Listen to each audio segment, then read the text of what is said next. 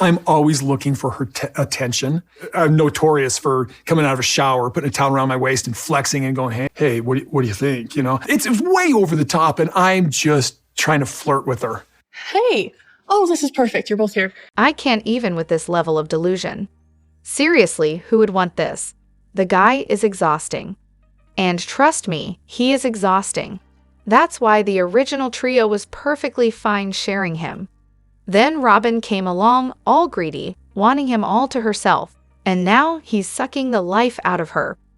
Look, my mom always said there's someone for everyone, but would I go on national TV just to make myself feel better about it? Absolutely not. And then, as if to top it all off, he complains, she only wants me for my body. I was a piece of meat. Honestly, that's right up there with the getting pencil wet level of cringe. No one wants to picture you naked, buddy. Not a soul. This is exactly why we need to stop entertaining these foolish antics from men. They think it's charming, they think we like it, and then they just keep doing it. We've got so much to dive into today, so let's not waste any time. Let's jump straight into it. Hey everyone, what's up? It's Elena here, and welcome back to my channel Reality Nexus X. Why is it that all of Robyn's adult kids seem to be doing absolutely nothing? They all live at home, don't seem to have jobs, and aren't in school. Meanwhile, the nanny is stuck taking care of the younger kids. What's going on here? Kody was ready to kick one of his own biological sons out the moment he turned 18, but Robyn's grown-up kids get a free pass. Interesting. It all comes down to the way their parents raised them. Meri, Janelle, and Christine encouraged their kids to spread their wings, chase their dreams, and go after what they wanted in life. But Robyn, well, she seems to have a different philosophy. Stay close to me, don't go too far, and for the love of God, don't leave me behind. This especially seems true if the move to Flagstaff was really just to be closer to Dayton. Honestly, those older kids are being stifled. They don't do anything because they aren't allowed to. They don't feel like they can leave. They're not developing any ambition because their parents have made it clear they're expected to stay home, or else face their wrath. I get it. Trust me, it's heartbreaking to watch. They're anxious, isolated, and completely unsure of who they can turn to for help. They're stuck in a sad, confusing situation, and it's hard to watch. And let's not forget, they're still breastfeeding. I mean, really? As for Dayton, he's in college, or at least he was when this season was filmed. Brianna is 17, so she's probably still in high school. As for Aurora, who knows? But the fact that they're all still living under that roof isn't doing anyone any favors. I don't think it's too unusual for adults to live with their parents until their mid-20s. Heck, most people in my country do. But Robyn and Kody treating their adult kids like they're still in diapers. That's a recipe for disaster. These kids are way less mature than they should be at their age. Kody's never going to boot them out because they're his favorite wife's kids, and let's be honest, they're obedient little pawns. And speaking of Robyn's adult son, let's talk about him. He's on the autism spectrum, and she's treating him like a toddler. He's high-functioning and has the same desires any young adult would have. But Robyn refuses to give him any credit and acts like he's incapable of doing anything. It's downright insulting how condescending she is toward him. Christine was Robyn before Robyn even existed. I mean, I adore Christine, but let's be honest here. In some ways, she was playing the same game as Robyn before Robyn even stepped onto the scene, favored wife, and loving every second of it. Christine had her eye on the prize, wanting to be the third wife because naturally that was the sweet spot. She figured there wasn't going to be a fourth, so why not aim for the best position? She even went as far as to claim that she and Kody were the best couple she knew, until Robyn joined, of course. Ouch, Meri and Janelle. What happened to that whole equal wives mantra? Let's not forget, she wasn't exactly subtle with her advances toward Kody when he was still married to Meri. She hit on him hard enough that it made Meri uncomfortable. Classic. But really, Christine was just trying to be whatever Kody wanted. All the while, he kept asking for more. Then, once she saw Robyn getting everything she wanted from Kody, it was like a light bulb went off. Suddenly, Christine realized she had been doing it all wrong and started to push back. But by then, it was too late. Kody didn't love her for her strength. He liked her because she was easy to control. She was a doormat, plain and simple. He liked that she was compliant and didn't make waves.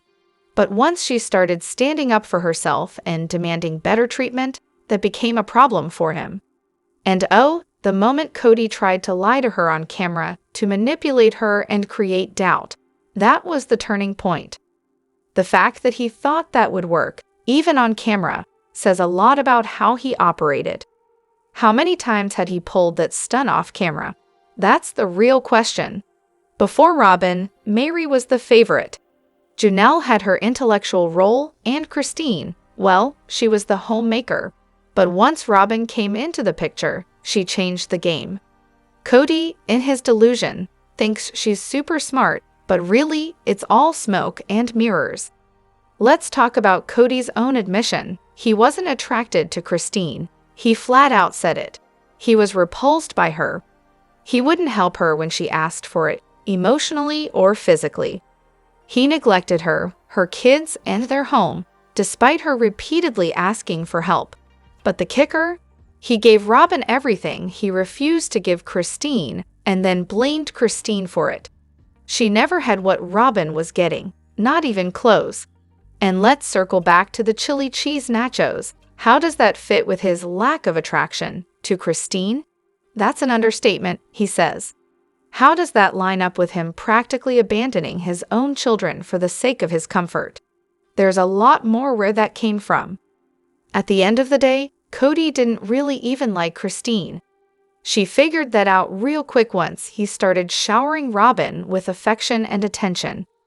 Christine was just a young Mormon girl who fell for a cute boy, and Kody took her as a wife because of status and other nonsense he's admitted to. Oh, Kody's classic "I never loved you" move, such a stellar example of emotional gymnastics. You've got to love how he just drops that line to Meri, as if it's some sort of get-out-of-jail-free card.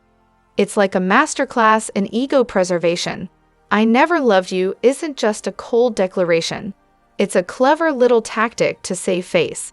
Because, of course, admitting that he did love her at some point would mean admitting he's the one who messed up, that he's the one who let things crumble. And that's never going to happen. No, Kody can't possibly take the blame for anything. He's the victim here, remember. Then there's that whole soulmate thing, because what better way to justify everything than by invoking divine intervention, right? Kody, in his infinite wisdom, once called Meri his soulmate, and Robyn, in her debut, echoed the sentiment for him. But oh, plot twist, now he claims he was tricked by Meri, which is just a convenient way of saying he was duped into thinking she was the one. Why? Because he's really meant to be with Robyn, of course. It's all just a very creative way to rewrite history so that Kody's the hero and everyone else is, well, a mistake. Let's not forget the cherry on top, the classic cheater's logic. It's almost too textbook. Ignore the other wives, put Robyn on a pedestal, and bam, now he can say he was cheated out of a real relationship. Poor Kody, stuck in a loveless marriage. It's just so heartbreaking, right? Oh wait, no, it's totally his fault. But hey, in the world of Kody Brown, someone has to take the fall, and it sure isn't him. Meri's comments during Solomon's birth were a real piece of work. She actually said she was more excited for Solomon to be born than truly because of her close relationship with Robyn. As if that wasn't enough, she went on to explain that the sister-wife bond she shared with Robyn was the one she'd always wanted, especially since she never got close with Janelle or Christine. Talk about rubbing salt in the wound, right? And just when you thought she couldn't get any more insufferable, a few episodes later, Janelle's grappling with Logan leaving for college, and Meri casually chimes in that Logan belongs to all of them. She even added that, although he came from Janelle, he's her son too. You could practically hear Janelle and Christine's blood boiling. Meri had already turned on them, and now she was laying claim to their kids too. That had to sting. Let's be real. The family dynamics were never going to create a situation where the kids treated all their moms equally. If that was the goal, the setup would have been different. They wouldn't have separated the kids into their biological moms' units, had budgets based on the moms, or lived in homes that catered to each mom's team. If they were serious about equality, they could have grouped the kids by age or interests and made it so that they barely knew who their bio-moms were. But that's not how polygamy works, and it sure wasn't their real aim either. In reality, the kids treat their half-siblings more like cousins, and their non-bio moms like aunts. Some relationships are close, some aren't, and that's just the way it is. It's actually a pretty solid support system, better than many, but let's not pretend they're all one big, happy, equal family when it's clear they're not. Take Christine's move to Utah, for example. All the wives were against it, but Janelle, in her talking head, admitted she understood Christine's desire to move back for the sake of her kids, except she then turned around and said, "But there's nothing in Utah for me." Nothing, including Christine's kids. So much for seeing all the kids as her own, huh? Meri's excitement over Solomon had less to do with the baby and more with Robyn and Kody, working their charm to get her to sign divorce papers, paving the way for Robyn to be the one and only. Meanwhile, Christine couldn't care less if Meri stuck around. She had no hidden agenda. Honestly, the contradictions are endless, and this whole family dynamic is a textbook example of how fake they really are. They talk a big game about being one big, happy family, but their actions always tell a different story. Will Kody ever divorce Robyn? Here's my take, and it's not looking good for the divorce buzz. I'm on season 15, and here's what's happening. COVID just hit, but right before that, Kody and Robyn had a big all-fight about whether to rent or buy a house, and guess what?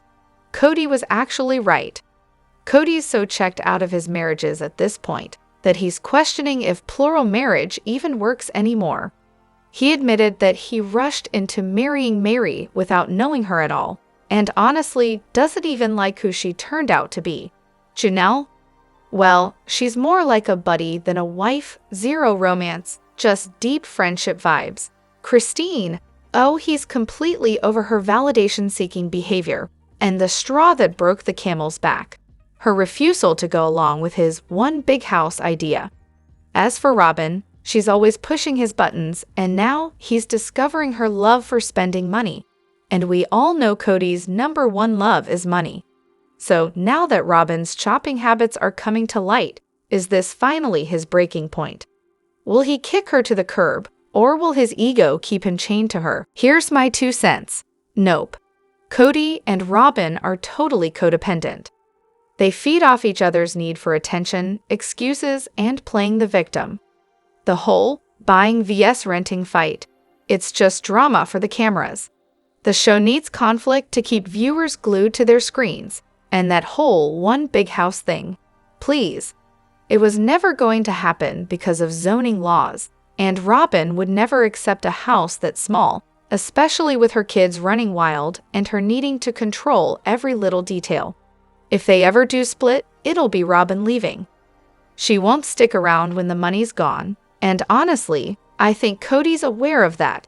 That's why he lets her live so lavishly. But a financial reckoning is definitely in their future, and I wouldn't be surprised if it all comes crashing down. Let's put the divorce rumors to rest. Kody does actually love Robyn in his own narcissistic way. Robyn isn't going anywhere anytime soon. Unless, of course, the money dries up, and even then, it's a long shot. I mean, she's in her mid-40s, with 5 kids all living with her, twice divorced, shopping addicted, and drowning in debt. That's not exactly prime new man material. In the end, I think they're in this together for the long haul. Miserable, victimized, and inseparable in their dysfunction. And by the way, that whole fight about renting vs buying, totally staged for the cameras. They were already under contract to buy their home when those episodes were filmed. Kody isn't leaving Robyn, but it wouldn't shock me if she left him when he's no longer useful. She's not going anywhere unless she has a backup plan in place. Kody has known how much Robyn spends from the start. He's the one with access to the family account and has always been aware of her shopping spree. He's let her buy whatever she wants because he's the one giving her the money. Also, let's not forget, Kody's always let Robyn speak to him however she wants. The other wives were even like, wait, we can talk to him like that. Kody's always preferred being around Robyn, so this is nothing new. Kody's going to be blindsided when Robyn finally leaves because, let's face it, he's sacrificed his whole family for her. The beginning of the end for Kody and Meri, a real love story for the ages. So, I just watched the episode where Meri officially gets a legal divorce from Kody and my heart breaks for her. It's one of those moments where you can really feel the gut-wrenching pain she's going through. I mean, you can practically see her world crumbling before her eyes. It's rough. Some might point to the whole baby situation as the first sign that things were on the rocks. But let's be real. Based on what people on this sub have said, that whole storyline was probably pushed by the producers to get some extra drama. Classic reality TV move. In my opinion, Meri's legal marriage to Kody was the last shred of security she had in this chaotic, polyamorous world they've created. Once that was gone, I'm pretty sure she started spiraling. Like, what else did she have left? Nothing, really. It must have been a massive blow. So, when did things actually start falling apart? Well, I'd argue they were doomed from the very beginning. I mean, Kody and Meri were a terrible match. Meri's all about details, rules, and structure, while Kody is, well, a flighty, attention-hungry, I'm always right kind of guy. He's like a man-child who doesn't even seem to have the basic skills to be a supportive partner. No career path, no education, no clue. They were both young, completely unprepared for marriage, and forced into it by their religious beliefs, which didn't exactly leave room for getting to know each other. If they had been allowed to date, all their issues would have been painfully obvious long before they said, I do. And then, we have the whole Kody-Robyn courting debacle, which is just bizarre. It's completely out of sync with their supposed religious values. So yeah, I'm extremely skeptical of the whole, we're doing this for religious reasons narrative. They've been acting like a monogamous couple from the start, but somehow they're claiming to practice polygamy? It's confusing, at best. On top of all that, Meri's upbringing didn't help matters. No matter who she married, she'd have had her own set of issues to work through. But with Kody, he was definitely not the guy to help her navigate that. Instead, he probably thought that another wife would solve his problems, and we all know how that turned out. So yeah, the spiral just got worse for Meri from there. So, when did it fall apart? Probably right after they said, I do in the first place. Let me know what you think in the comments. Don't forget to hit that like button and subscribe to my channel. I'll see you in the next video. Take care and much love to you all.